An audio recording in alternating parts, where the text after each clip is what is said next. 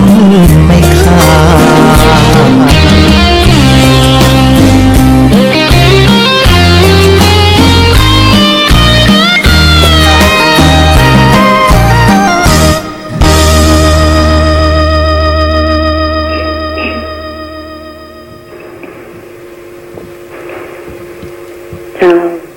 ขอกราบนมัสการ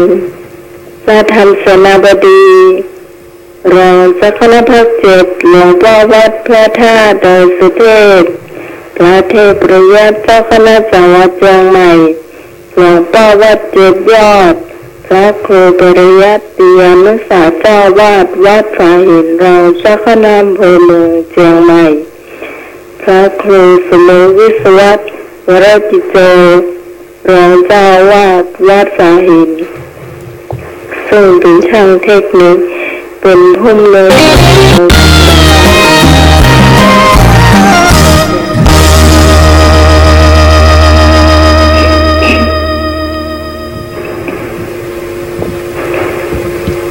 ขอกราบนมัสการ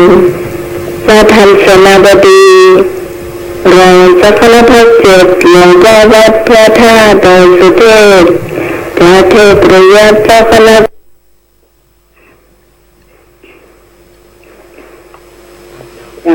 ก็ต้องขอสมาภัยตัวนะเจ้าเสียงมันดีเลยเนาะก็ว่ากันต่อกันแล้วกันเนาะ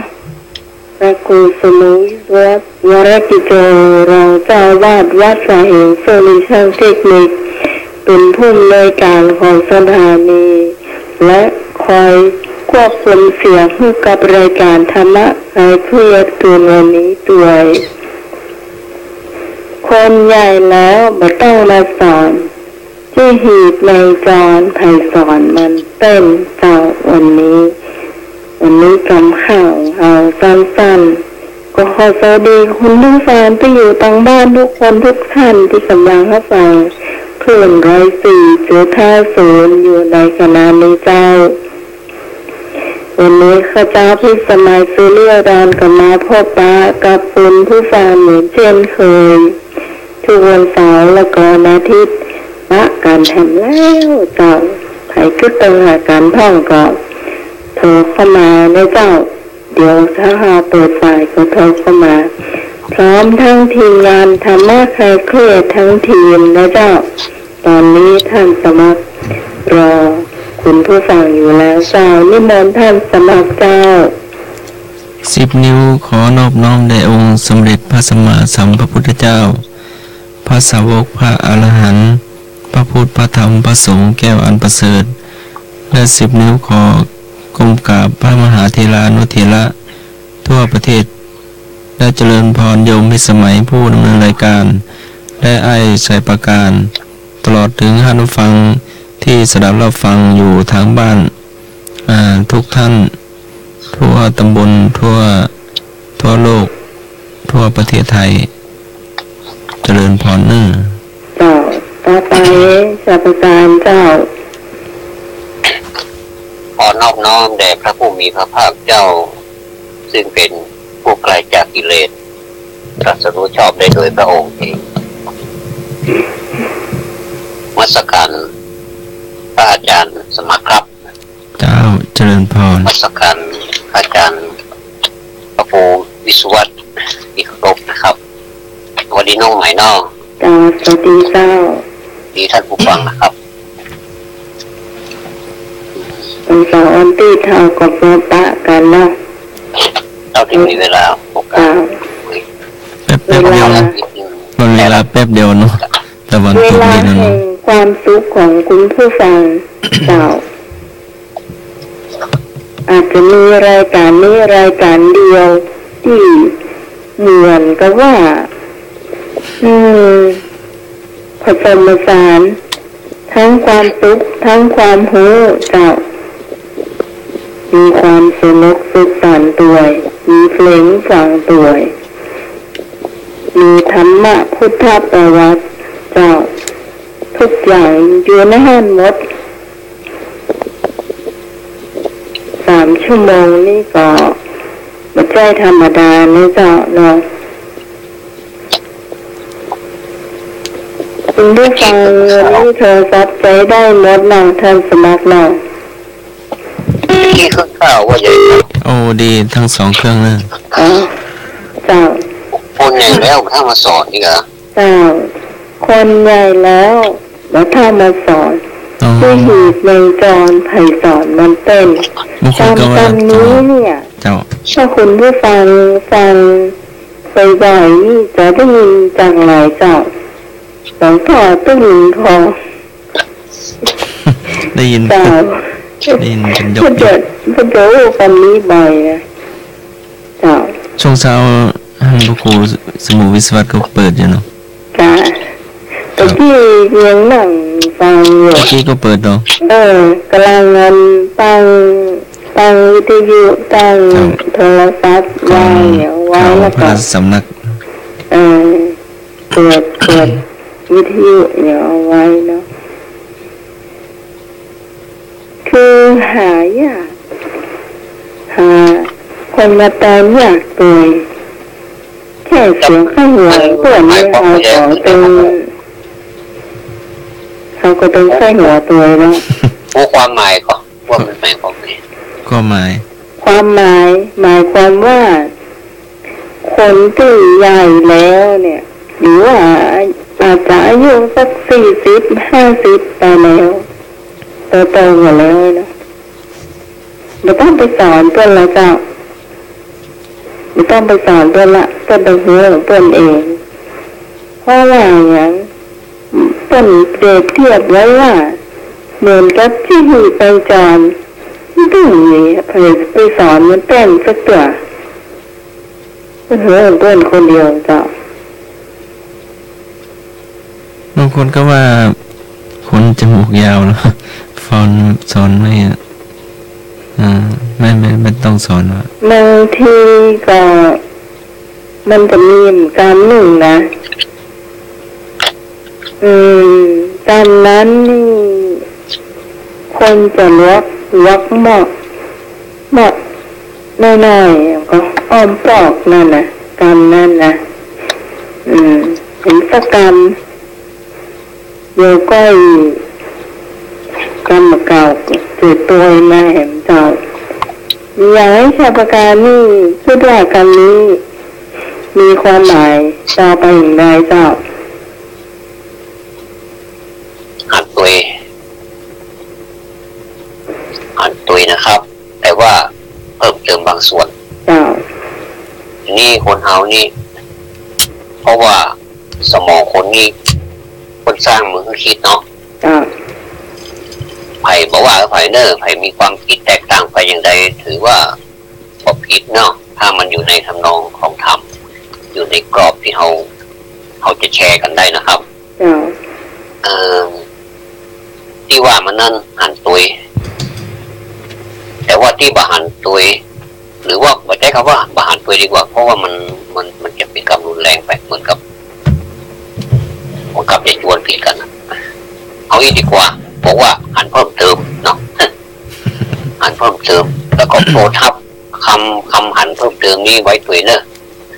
เพราะว่าอาจจะเป็นประโยชน์ก็ได้เนาะเพราะว่าบางทีมันเป็นความคิดใหม่ๆถ้าเอาบทสอนนะ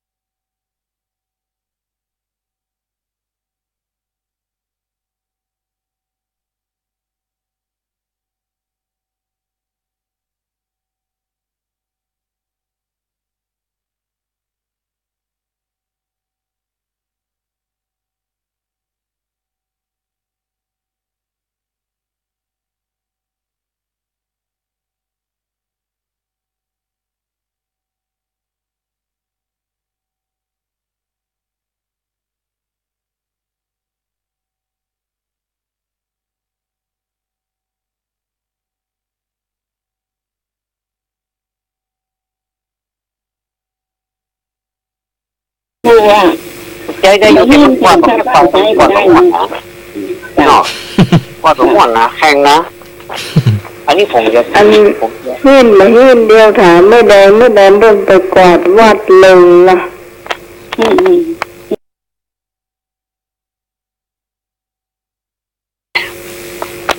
มันจะในแนวตะกี้นะที่ว่าเขาสอนรู้สึกเก่งมาได้แต่ว่าเขาสอนเนี่ย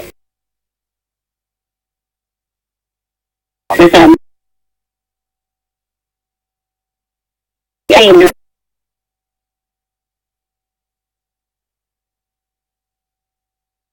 จะได้กว้างมั้ยเนาะ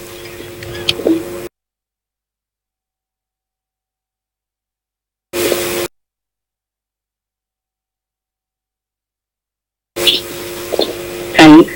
ไม่แดงหรอก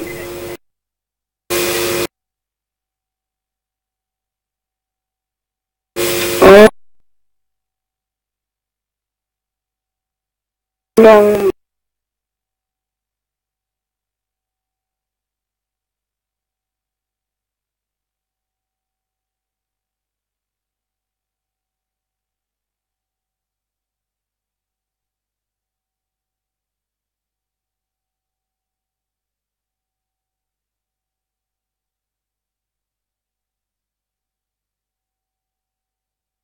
ให้มีทรัพย์สินให้ไปมันกา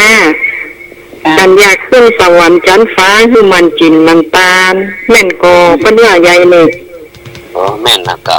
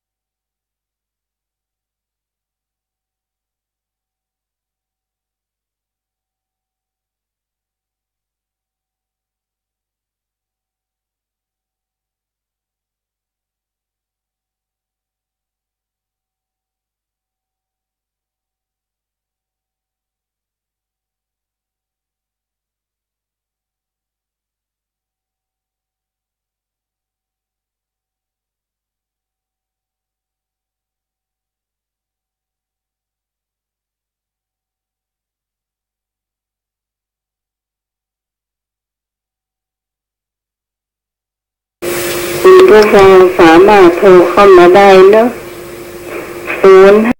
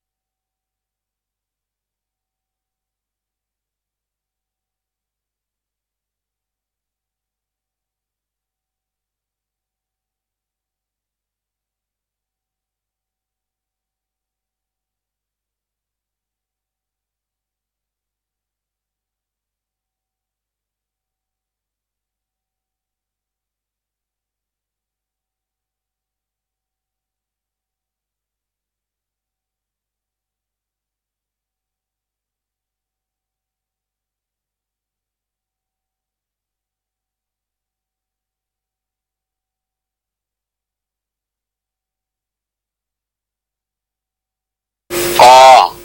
พระสงฆ์ได้รับการถวายผ้าอาบน้ำฝนขอ